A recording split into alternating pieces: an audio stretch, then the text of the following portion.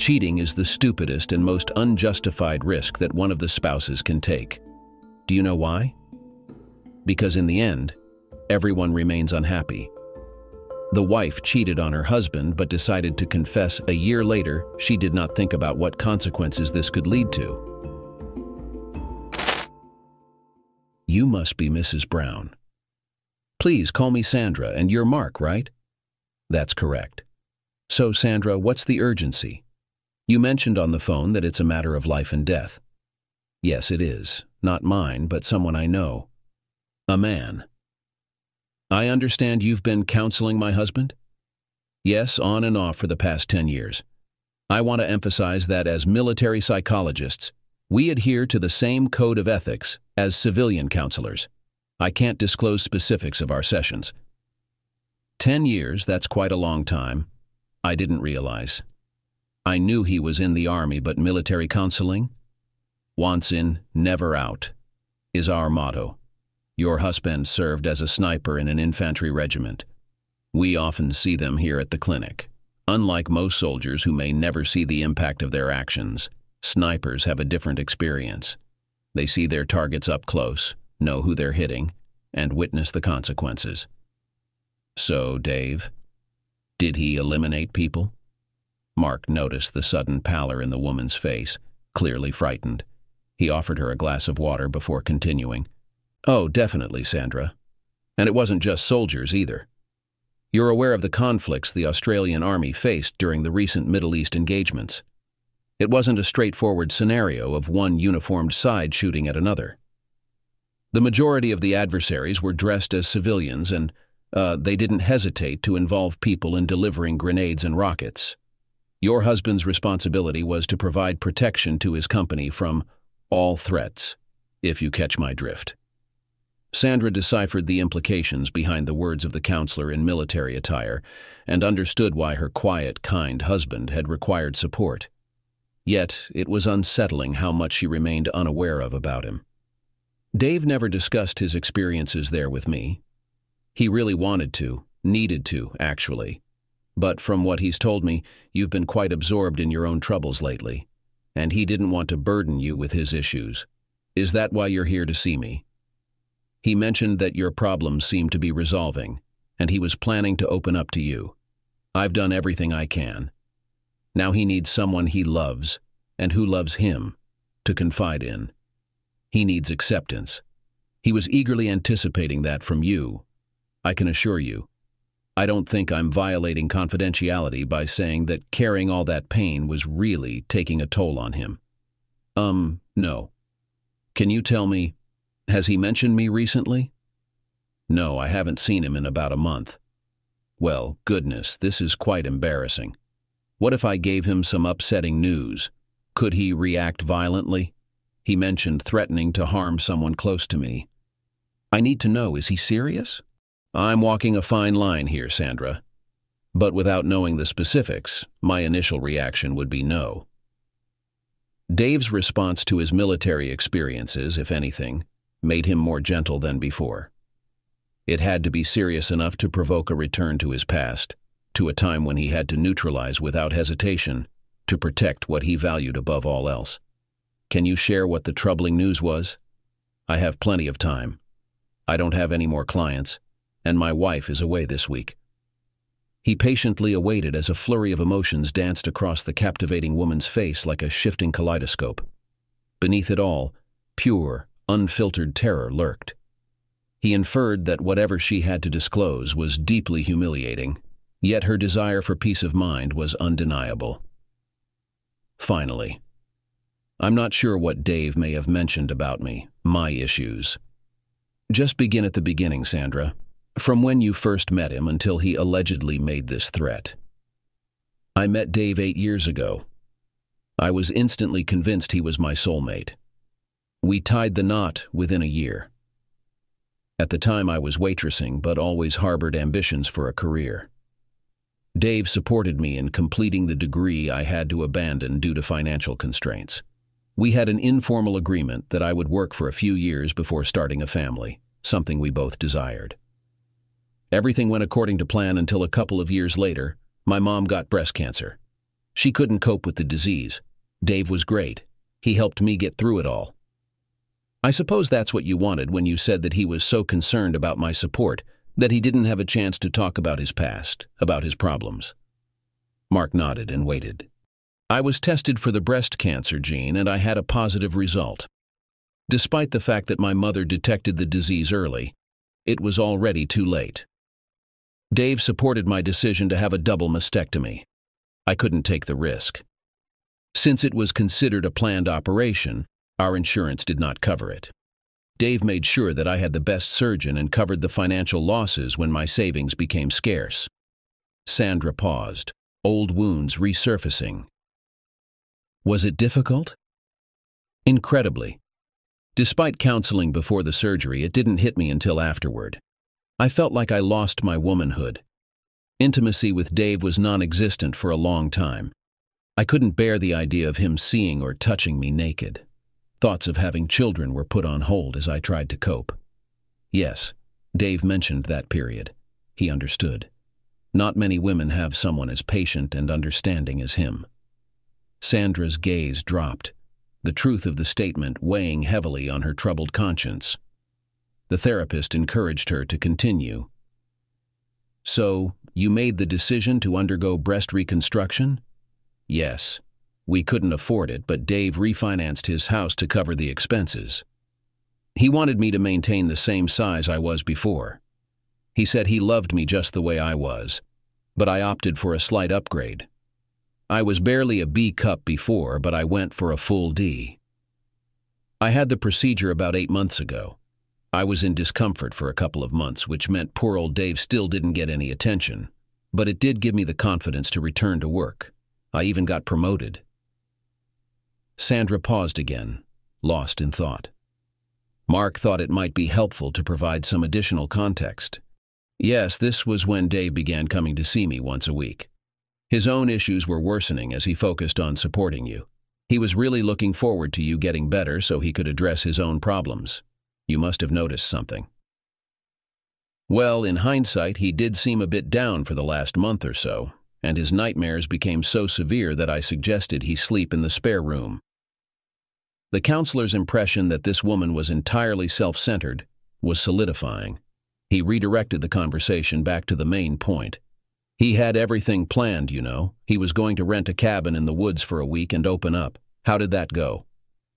Mark's gut twisted as he watched Sandra's chin tremble and tears cascade down her cheeks. He allowed her a moment to collect herself. So, this all happened earlier this week. He was acting strangely, but he took a week off from work and we left last Friday. He seemed disappointed that I only agreed to go for the weekend. And did he confess? Did he talk about the incident when he... No. He seemed like he wanted to discuss something, but I spoke first. Can I assume that what you disclosed to him is why we're here today? Sandra nodded. Mark observed the telltale signs of guilt, though Sandra felt compelled to articulate them herself. He waited. It was clear Dave hoped we'd rekindle our relationship, you know, as husband and wife on Friday night. He prepared a wonderful dinner, lit candles, the whole works. But I just couldn't. Mark stayed silent, anticipating the inevitable and unsettling confession he knew was coming. I mentioned to you before that I had the surgery 8 months ago and was in pain for a couple of months afterward. Even after the pain subsided, I didn't sleep with my husband because my lover advised against it. Sandra avoided meeting Mark's gaze. She dreaded the judgment she might or should encounter in his eyes. Yet it wouldn't have made much of a difference. Mark, seasoned by the grim realities of his profession, was adept at concealing his own emotions. When I confided in him, telling him about the harrowing experience when he had to neutralize a civilian who seemed about to attack soldiers under Dave's protection, Mark remained stoic. It was necessary for his patience. Now Sandra found herself in the same seat Dave had occupied during that conversation. Perhaps Sandra should have summoned the courage to look up. The turmoil in her own mind was already overwhelming. The weight of her betrayal had haunted her conscience. But now, realizing her husband had been wrestling with his own inner demons, it felt suffocating. The silence stretched on, uncomfortably prolonged. I saw the preparations Dave had made at the cabin, and I knew I had to intervene. She finally spoke, breaking the silence. I had planned to confess eventually, but I couldn't wait. I had to do it then and there. I couldn't find a valid reason to deny him intimacy. I'm just fortunate he hadn't pressed me sooner. After all, the discomfort from my surgeries had dissipated months ago. Sandra fell silent once more, prompting Mark's impatience as he grew increasingly contemptuous of her. His empty stomach reminded him he hadn't eaten since breakfast. What was the important news, Sandra? Feeling the need to justify herself, Sandra paused to gather her thoughts and choose her words carefully. After getting breast implants, I started getting a lot of male attention. It's amazing what a difference 2 cup sizes can make to some men. There was this guy I met through a friend. His name is Joe. Actually, never mind his name, Sandra said.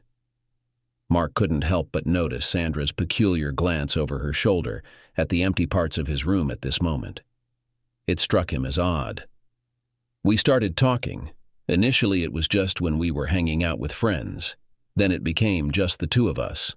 He confided in me about his mother's passing from breast cancer, which struck a chord with me since I had a similar experience. We discovered we had a lot in common. I began finding reasons to avoid Dave, saying I had to work late or had other plans on weekends. He trusted me and never probed deeper. Mark couldn't help but notice Sandra's apparent discomfort at betraying a good man's trust. A personal tragedy can create distance between people. Despite Dave's support during my mother's illness and my own health concerns, I felt he couldn't fully comprehend my feelings.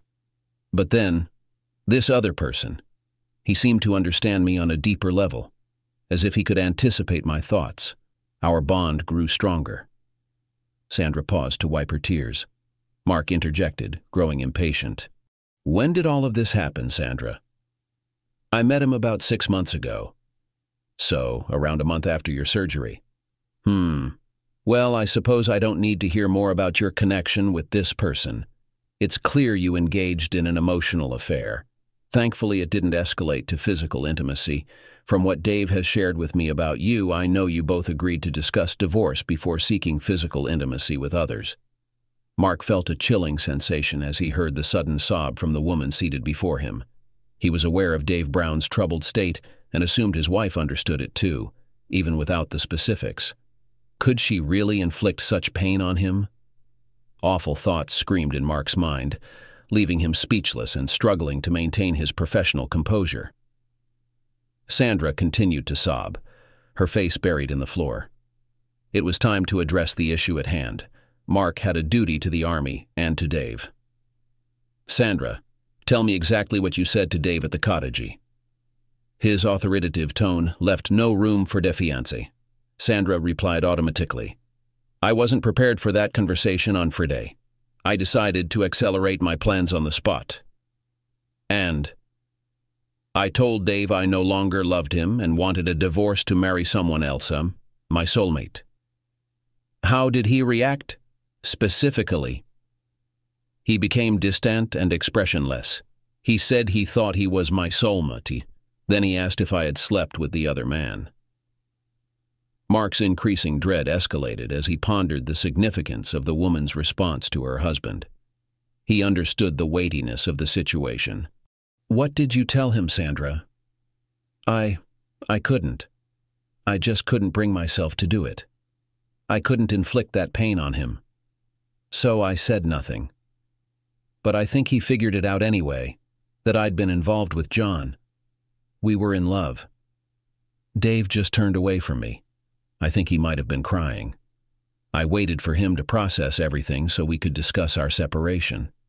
After giving him what felt like 5 minutes, I was about to broach the subject when he looked back at me. It was terrifying. It wasn't Dave looking at me. Not a single familiar gesture or expression. Even his eyes seemed a different color. Mark noticed Sandra shiver, choosing to stay silent, unable to find the right words. And when he finally spoke, his voice was like the lid being lifted off a stone sarcophagus. It was chilling. What did he say, Sandra? Please be specific. Can you recall his exact words? Oh, I remember vividly. It's why I'm here. What? As I said, he seemed like a completely different person, someone I didn't recognize. You have no idea how right you are about that. Sandra continued as if Mark hadn't spoken. It was terrifying. He just stared at me with those lifeless eyes and asked, "Do you think I'll let you ride off into the sunset with Loverboy and live happily ever after? There's nowhere in this country or anywhere else that the wife-stealing jerk can hide. I'll track him down and eliminate him." Then he demanded to know my lover's name, but I remained silent. He simply snatched my phone and drove away, leaving me stranded without a car at that cabin in the woods. It took me 6 hours to make it back home. Some of Dave's belongings were missing, and upon checking, I found that all our bank accounts had been closed and none of my cards were functional. I can't call John to warn him. His number was saved in my phone, but I can't recall it.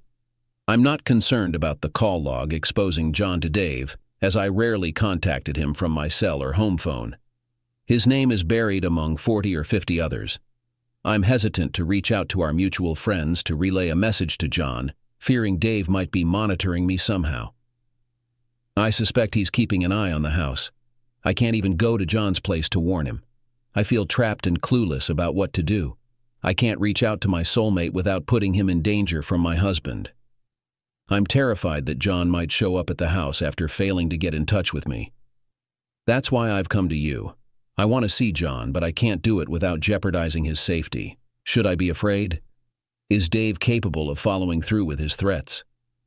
Sandra paused, her eyes wide and imploring as she looked at the counselor, silently hoping he would spare her from having to make the most agonizing decision of her life, to never see her soulmate again. Still, he was willing to choose this path rather than risk her lover being neutralized by an enraged husband. She knew she would never find true happiness with anyone else for as long as she lived. Mark's professional demeanor faltered, his voice betraying his despair as he envisioned all his efforts with Dave Brown dissipating before his eyes. I believe there's a strong chance that such a shock could trigger him to revert back to his sniper mentality. He'll feel compelled to protect his team, which includes you and himself, by eliminating your lover. And I suspect he'll find it somewhat comforting, almost therapeutic, to seek vengeance. A sudden surge of anger consumed Mark as he glared at Sandra with condemnation. Years of painstaking work to rehabilitate Dave Brown into a productive, balanced member of society had been undone in just 6 months and one conversation by the selfish woman standing before him. His usual professional detachment crumbled. Over time, he had developed a deep bond with his patient and had believed they were nearing the end of their journey. Now all of that lay shattered in the dust. You foolish, self-absorbed person, what have you done? I'm amazed your spouse didn't immediately react with violence. Only his lingering affection for you could have prevented it.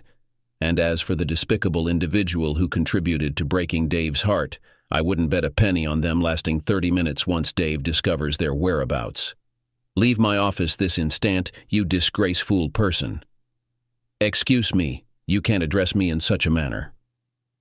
I can address you however I please. You didn't come here as a patient, but as a private citizen. You've likely ruined one of the most honorable men I've ever known, simply because you couldn't keep your promises or control yourself. When he left here last time, Dave was full of vitality like never before. And now you've ruined him. The woman with the pale face remained seated, staring at him in disbelief. Her hesitation in leaving allowed him to calm down. As she opened the door, he felt compelled to offer her some advice. You're in serious danger. Once Dave finishes falling out of love with you, he may lash out. You should hope he finds your lover first. Perhaps then his sense of justice will be satisfied before he comes for you. Personally, I believe you deserve whatever consequences come your way. I hold you in contempt. Sandra felt her head swimming as she leaned against the doorframe. It wasn't just the realization of the danger she and John were in that drained her. It was also the unsettling feeling she sensed from a supposed healer. She was shocked to see how her disclosure had shaken his professional demeanor. Stumbling out of the office, she prayed her car had enough gas to carry her home. Despite the counselor's reassurance, Sandra never feared Dave personally. Her fear was solely for John. yet her guilt gnawed at her. Seeking solace, she reached for the top shelf of the liquor cabinet. As the warmth of the drink began to soothe her, she longed to hear her lover's voice. But the idea of endangering him froze her in place. If she didn't reach out soon, he'd come looking for her, risking exposure if Dave had them under surveillance. Saving him meant contacting him, yet contacting him meant risking his safety. It was a catch-22 situation. She mentally reviewed all the potential ways to contact him once more. Calling John directly wasn't an option. Firstly, she couldn't recall his number and typically relied on her contacts list for that. Moreover, he didn't have a landline and mobile numbers weren't available through directory inquiries. Besides, if she called him from her landline and Dave happened to be monitoring it somehow, it could spell trouble. Reaching out to a mutual friend of hers and John's to relay a message was out of the question too. It would only lead Dave straight to John if he was eavesdropping. Visiting John's place was quickly dismissed as the riskiest idea.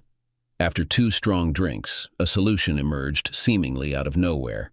It was remarkably simple, so much so that it hadn't immediately occurred to the modern woman of the 21st century. Grabbing a pen and paper, she opted for the old-fashioned method. She wrote John a letter. To suppress her emotions, she continued drinking. Just before she passed out on the couch, she sealed the letter in its envelope and addressed it. She would discreetly buy a stamp and mail it tomorrow.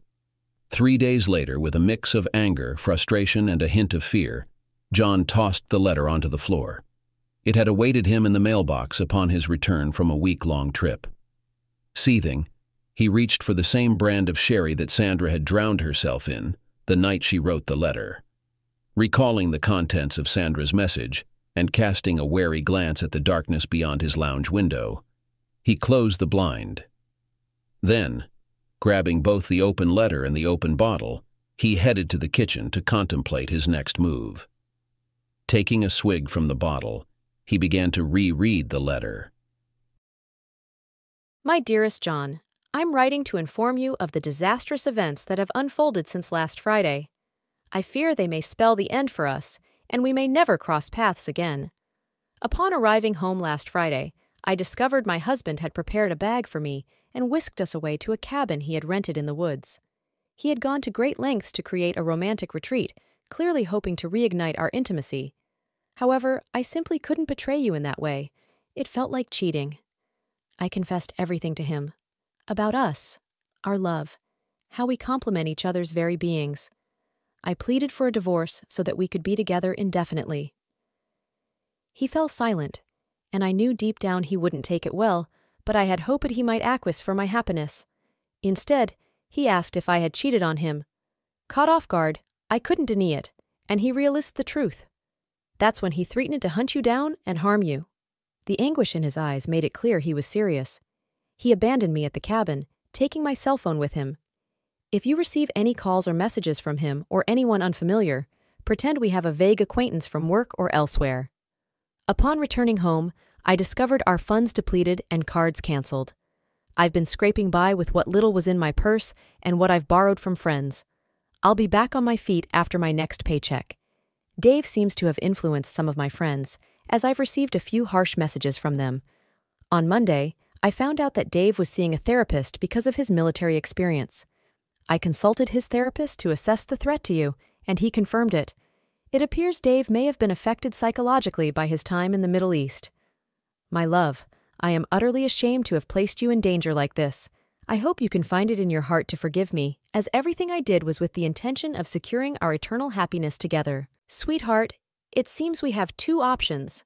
Firstly, you could embrace the risk, come to me, and together we could either flee to safety or face the world openly despite the danger. Alternatively, you might devise a plan to neutralize Dave's threat. Unfortunately, I'm at a loss for solutions in that regard. Lastly, you could deem the risk too great, leading us to part ways indefinitely. I mention this knowing it would be incredibly difficult for you, my love. If your feelings for me even remotely match mine for you, the mere thought of separation would be unbearable. The one silver lining in our situation is that I can now proudly wear the engagement ring you gave me. I cherish it as much as I cherish you. If the worst should occur, I'll always have it as a reminder of our love. Please consider carefully, my beloved John. I pray you find a resolution, but if not, I'll accept our parting as the price of your safety. Farewell for now, and perhaps forever, my dear John. I love you dearly. Yours always, Sandra. John angrily tossed the letter aside once more. He was resolved to pursue option 3, escaping and doing so swiftly, perhaps as soon as tomorrow. Damn Sandra's husband, especially considering all the effort he'd invested in manipulating that clueless woman. Having never attended college, John had learned early on how to leverage his charm and skills in bed to supplement his meager earnings as a salesman. He had mastered the art: identify a wealthy wife, charm her, make her believe she was his soulmate, orchestrate her divorce, and claim as much of her money as possible. His bank account boasted a healthy 6-figure sum. Like any successful salesman, John understood the importance of research. Utilizing mutual acquaintances, he gathered extensive information about Sandra, even down to her favorite drink. Learning of her deceased mother, a bit of basic research on breast cancer provided him with enough knowledge to feign empathy, claiming his own mother had suffered from the disease. Establishing this shared bond, he drove a wedge between Sandra and her husband, convincing her that he understood her better and loved her more. After establishing an emotional connection, persuading her to betray her husband and join him in bed was surprisingly straightforward. He had nearly reached the point of disclosing her affair to her oblivious spouse himself, when, during his absence while focusing on his next target, the foolish woman revealed everything. Well, it's my own fault for being too greedy, he reflected. However, the new target was promising: wealthier, more attractive, and, crucially, more susceptible than Sandra. She would likely succumb to his tactics soon enough. It was a method that seldom failed and incurred minimal costs. Sure, he had endured a few punches and broken noses from enraged husbands over the years, but it often drove a wedge between spouses and sometimes resulted in the wife receiving a larger portion of the marital assets if her husband ended up behind bars. John harbored no guilt about his actions. After all, female gold diggers had existed since time immemorial. Nonetheless, it irked him that he would need to vacate his bachelor pad tomorrow and hastily relocate elsewhere. This new target seemed like he could be unstable. However, this might actually work to his advantage. It placed him closer to the woman in the neighboring town whom he had been grooming for weeks. That's where he had been spending all his time lately. He was on the verge of seducing her, knowing that once it happened, her marriage would be effectively over. He understood that juggling multiple targets simultaneously was greedy and hindered his ability to thoroughly research each one, but it promised substantial rewards. In a sense, cutting ties with Sandra simplified things. Nevertheless, he was annoyed at the amount of time and effort he had wasted. Setting aside the irrelevant letter, John poured himself another drink as his thoughts drifted back to a memory from earlier that day. He met a woman who looked very much like the girl with whom he had his first bed experience. It wasn't her, just a look-alike. Nonetheless, it stirred up fond memories. He decided to search for her in his old high school yearbook.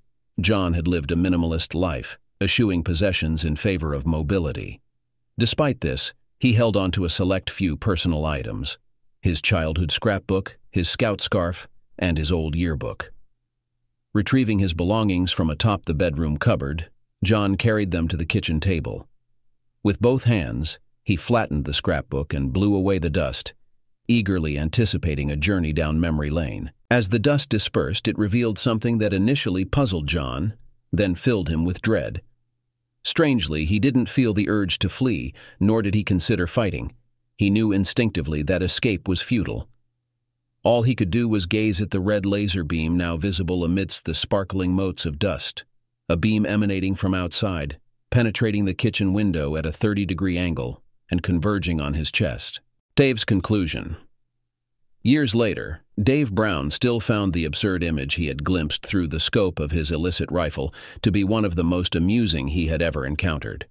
It wasn't just the sight of blood draining from the target's face or the sudden release of a book from limp hands. It was also the surreal experience of watching the target crumble to its knees, his elevated position allowing him to witness the telltale stain spreading across the front of the trousers as the mark involuntarily lost control. The turmoil raging within Dave Brown's mind, since his bitter betrayal by his wife was so immense that mere words could not capture its magnitude.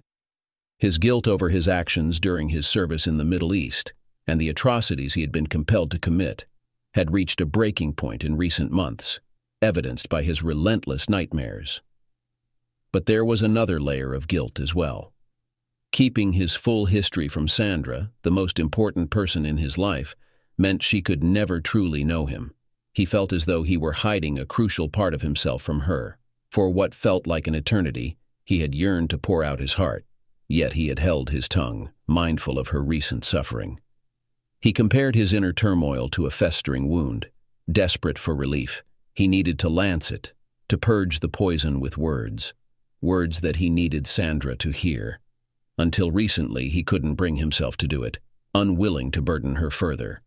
But as he sensed her growing strength, he braced himself mentally and physically to reveal his true self, flaws and all. As he spent weeks preparing for his confession, the anticipation of the catharsis it would bring consumed him.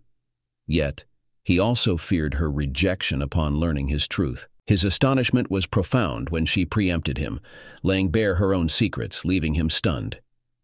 The details of his emotions and words before fleeing the cabin eluded him, overshadowed by the overwhelming urge to escape or confront the source of his anguish. In the ensuing hours, a singular emotion consumed him: revenge. His world had been under attack, and he felt compelled to defend it at any cost. Though the urge to destroy Sandra gnawed at him, a flicker of the love he once felt for her remained, albeit fading with each passing day. The woman who betrayed her and the love they shared became a prime target. Thus, he employed his skills as a sniper, his chosen role in the army, where individuals were carefully selected for their aptitudes. Patience and craftiness were essential qualities for a sniper. With no leads from Sandra's contacts and a reluctance to interrogate her friends, Dave blended into the cityscape, observing his former lover, hoping she would lead him to his target. He trailed her to the counselor's office but refrained from approaching Mark afterwards. If the counselor fulfilled his duty, he might have alerted the authorities about a potential threat within their ranks. Instead, Dave followed the betrayer back to their home, maintaining his surveillance. Later that night, sneaking into his old residence, the sniper uncovered crucial information by reading an unsealed letter from Sandra's purse, confirming his target. Retrieving his rifle, he embarked on his hunt. For 3 days, he patiently concealed himself in the bushes near the target's house, only venturing out at night for sustenance, awaiting the perfect moment to strike. 3 days gave Dave plenty of time to think, and he thought about every aspect. He reflected on the satisfaction he could get if he punished the man who stole his wife, imagining a quick reprisal, as well as strategies to avoid a life sentence. He reflected on the empathy he had put into his marriage over the years, combined with the pain of betrayal and the breakup of what he had once considered a strong partnership. When he saw the pathetic figure kneeling in his kitchen, in a puddle of his own yellow liquid, he was overwhelmed by a wave of new thoughts that crossed out the expectation of 3 days ago. Ultimately, this man was not worth the cost. Dave realized the value of any life, even the lives of despicable individuals. When his old sense of camaraderie was destroyed, Dave no longer felt the need to protect his former team. Now he was a loner, and his only task was self-preservation. By loosening the trigger tension, he secured the weapon, destroying all traces of his presence before disappearing into the night. His steps filled with a newfound lightness, accompanied by a sense of pride in overcoming inner turmoil. Sandra's conclusion. Following the mailing of her letter to John, Sandra found herself consumed by fear for her lover's safety. Each day after work, she hurried home, anxiously checking her landline for any messages, worried that John might have left his name on one. She had no control over whether he did the same with her cell phone, still in Dave's possession. She began hovering between the phone and the front door, eager to intercept any calls before John could leave his name, and ready to usher him inside to safety. As the expected delivery date of her letter to John approached, Sandra grew increasingly hopeful. She was convinced that John's love for her would outweigh any concerns for his safety. In her romanticized imagination, the worst outcome she could envision was a tragic end, where she and John perished together, caught in the crossfire of her unstable ex's violence, a scenario almost reminiscent of a Shakespearean tragedy. 3 days passed without Sandra hearing anything from John, despite expecting a letter. Her hope that his return from his recent sales trip might have been delayed began to fade. 2 possibilities emerged. Either Dave had already retaliated against John, or John's fear had overridden his love. Sandra couldn't determine which scenario was worse as she anxiously checked every available news source for reports of attacks on local men.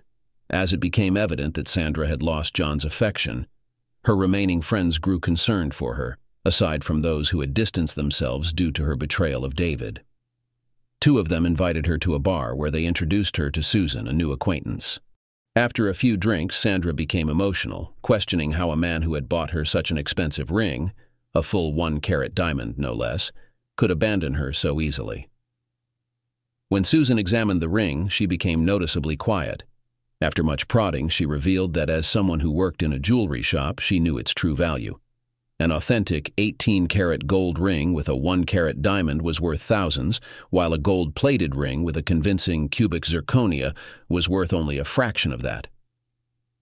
In a state of extreme embarrassment, Sandra hastily left, got into her car, and drove towards home, only to encounter a police checkpoint for alcohol testing. Despite her initial anger fueling her, she was soon confronted by a police officer who informed her of her rights and arrested her. After being processed, charged, tested, and subsequently released, she experienced the shame of retrieving her car the next day. Her first destination was John's apartment, but finding it empty and seeing signs of a hurried departure intensified her frustration. Visiting John's alleged workplace, where they denied knowing him, further fueled Sandra's irrational anger. The realization of being deceived, despite her confidence in her intelligence, stoked her rage, which eventually turned into self-loathing. What she once deemed as justified actions against her husband now revealed themselves as despicable acts. Sandra came to realize, through her actions and the expression on Dave's face during their last encounter, that reconciliation was out of the question. Consequently, she opted to punish herself by refraining from contesting the divorce or making any claims on their shared assets. As a gesture to alleviate her guilt, she penned a lengthy letter of apology to Dave, wherein she divulged the complete details of her past affair.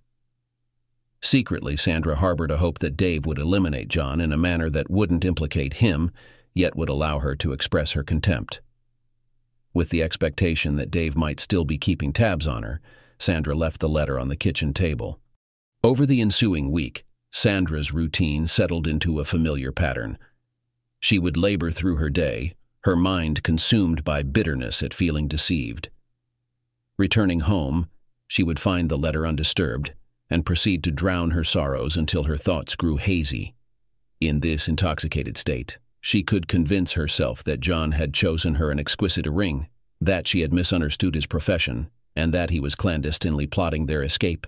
The subsequent hangover left her mired in conflicting emotions and confusion, before the cycle repeated itself anew. She hadn't seen John in a fortnight when she stumbled upon the solution to her dilemma. It was evident that John had vacated his apartment, but she had an alternative method of locating him.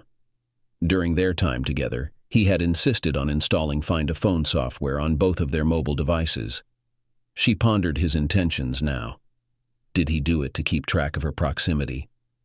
Upon returning home one Friday to discover Dave's belongings gone, she also found her phone lying on the kitchen table. After charging it minimally, she checked for messages from John. There were none. Disregarding all other notifications, she experimented with the Find a Phone application and discovered that John's phone was 50 kilometers away in another town. Turning off her phone to conserve battery and conceal her approach from her target, she swiftly got into her car and set off. It was past 8 in the evening when she powered her phone back on to pinpoint the exact whereabouts of her former love. It transpired to be an intimate little restaurant just beyond the city limits. Pacing around outside and peering through the windows, she spotted John seated in a secluded corner. He was opposite a stunning, elegantly dressed woman, closer to his age than Sandra was. A sizable gleaming engagement ring adorned the woman's left ring finger, alongside a flashy wedding band. Any doubts about John's feelings for Sandra were shattered when she witnessed him reaching across the table, grasping the woman's hands and gazing affectionately into her eyes. Sandra vividly recalled receiving such attention. The woman promptly withdrew her hands and anxiously scanned the room. Sandra also noticed something she hadn't observed before when she was out with him.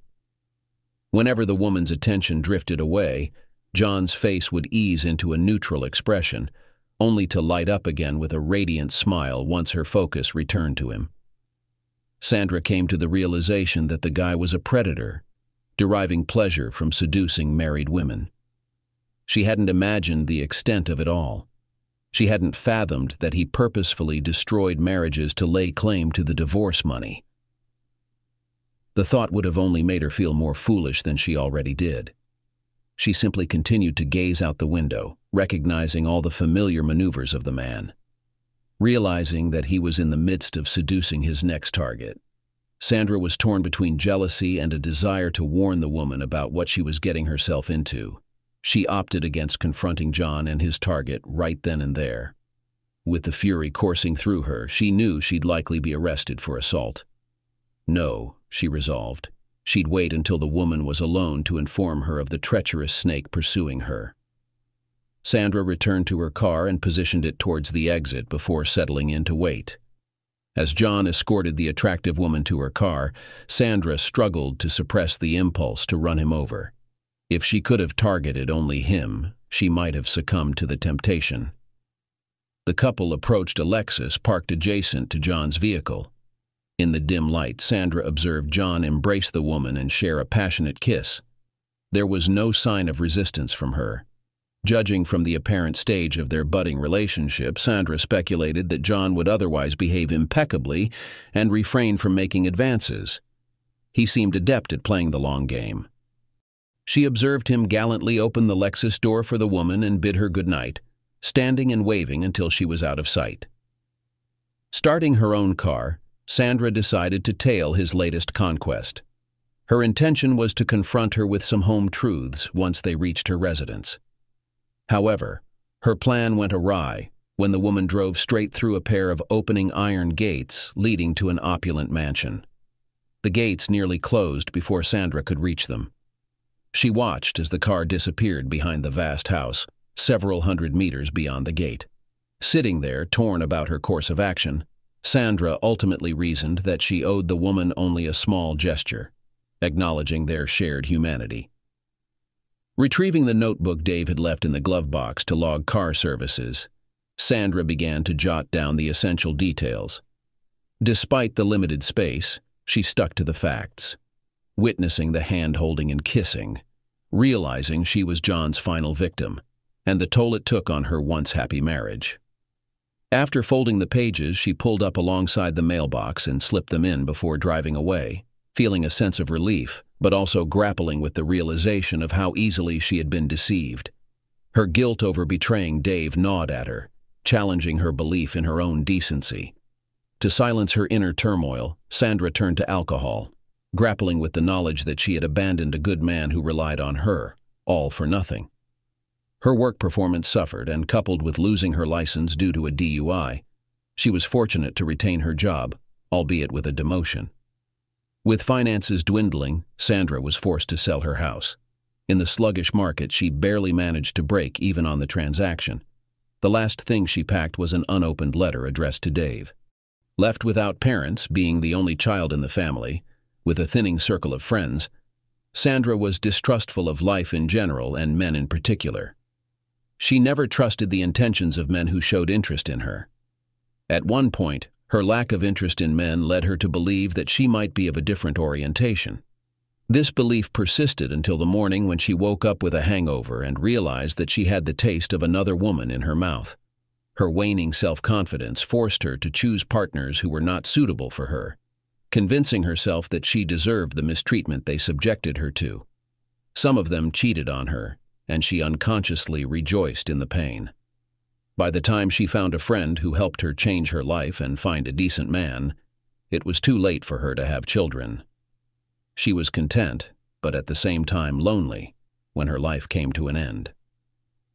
Sandra never encountered Dave in person again. All she discovered was returning home from work one day to find all his belongings gone. She never received any portion of their money. 10 years later, she did catch sight of a photo of him in the national media. It depicted him receiving a National Innovation Award. In the image, he appeared content and prosperous, with a smiling spouse and joyful children surrounding him. Sandra let out a sigh, mourning both the memories left behind and the comforting realization that she could finally cease looking over her shoulder for the first time since the unfortunate events of that month. John's fate. Regrettably for John, Sandra's hastily written note, pushed through the letterbox of the mansion, wasn't intercepted by his latest target as a cautionary message, but rather by her husband. This formidable husband, fueled by jealousy and having climbed the ranks in the construction industry, believed in resolving issues with his fists and steel-toed boots. When he came face to face with his wife, he forced her to tell him everything she knew about the predator. He subsequently forced her to schedule a meeting with John the next evening at a remote location, ostensibly to promote their romance. John was found the next day with serious injuries, and his dignity could not be restored. In their small district, a local journalist conducted thorough investigation into a significant story. The resulting publicity prompted some of John's previous victims to step forward. Weeks later, he found himself in the media spotlight. A comprehensive exposé was published, detailing his methods, featuring interviews with several women he had deceived, destroyed their marriages, and exploited financially. Upon reading the article, Sandra realized she had been deceived. Though the police did not press charges for fraud, two of the more resilient victims took legal action to reclaim some of their losses. Let's just say, John no longer possesses a car or a six-figure bank balance. In fact, the remaining digits in his bank account barely reach 4 figures.